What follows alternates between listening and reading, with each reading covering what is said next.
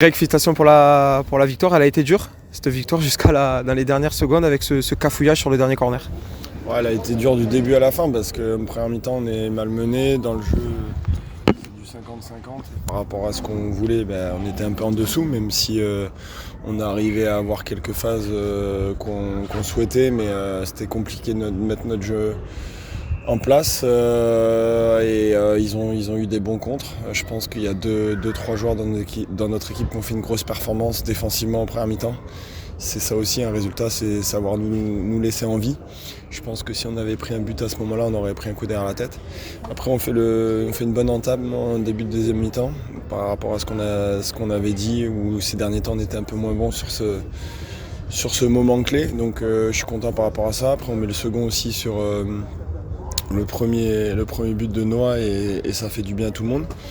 On a l'air de contrôler le match et puis en finale on en met un peu moins sur un cadrage et on se fait planter et à la fin on se fait peur avec ce dernier corner. Est-ce qu'en première mi-temps, si on dit que peut-être Épinal méritait mieux, est-ce que c'est une bêtise ou pas? Parce que Jérémy Aimé sur un très beau coup franc en début de match, il y a la barre transversale également. Moi par humilité j'ai envie de vous dire oui. Après j'ai parlé avec le coach adverse, il m'a dit que c'était du 50-50, c'était pas le coach adverse, c'était le coach adjoint.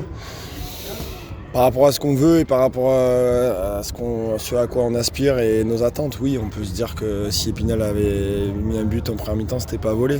Mais on peut pas dire non plus qu'on a été dépassé. Il faut pas oublier d'où on vient. Et voilà, donc je dirais pas une bonne première mi-temps, moi c'est ce que j'ai dit à mes joueurs, donc j'ai rien à cacher par rapport à ça. Où cette équipe vous a embêté aujourd'hui? Déjà depuis que ils ont fait leur recrutement hivernal, c'est une équipe qui a changé de visage. C'est une équipe qui a très bien voyagé historiquement, c'est-à-dire que l'année dernière sur leur saison en N2, ils ont beaucoup de victoires à l'extérieur. Je crois que sur les matchs retour, ils ont tout le temps gagné à l'extérieur. Donc c'est un bloc qui est solidaire, c'est quand ils doivent faire le jeu à domicile qu'ils ont un peu plus de mal. Faut pas oublier qu'ils ont gagné à Sochaux, ils ont fait match nul à Nancy, ils ont gagné à Nîmes et Gaulle. Donc ça reste de très bons résultats dans ce championnat.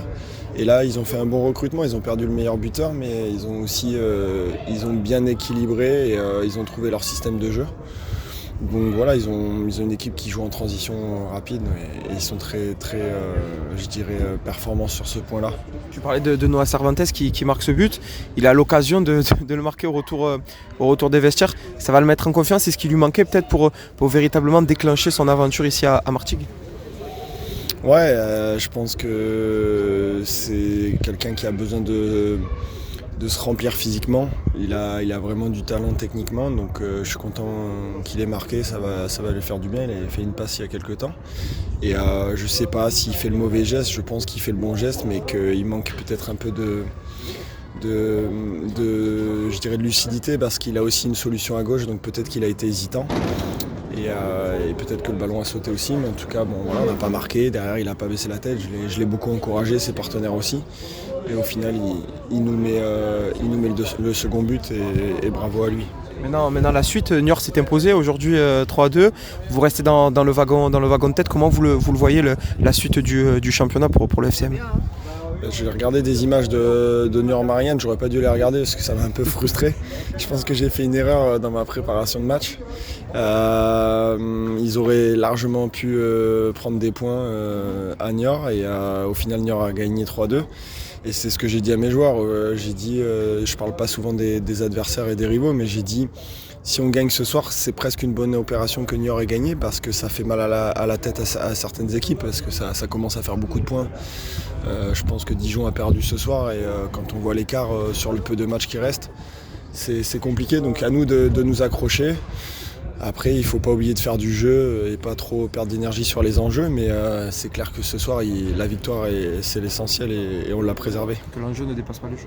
Exactement, de toute façon, moi je pense que je dis tout le temps à mes joueurs, jouer pour gagner, donc il faut faire du jeu parce que ça nous permet de gagner.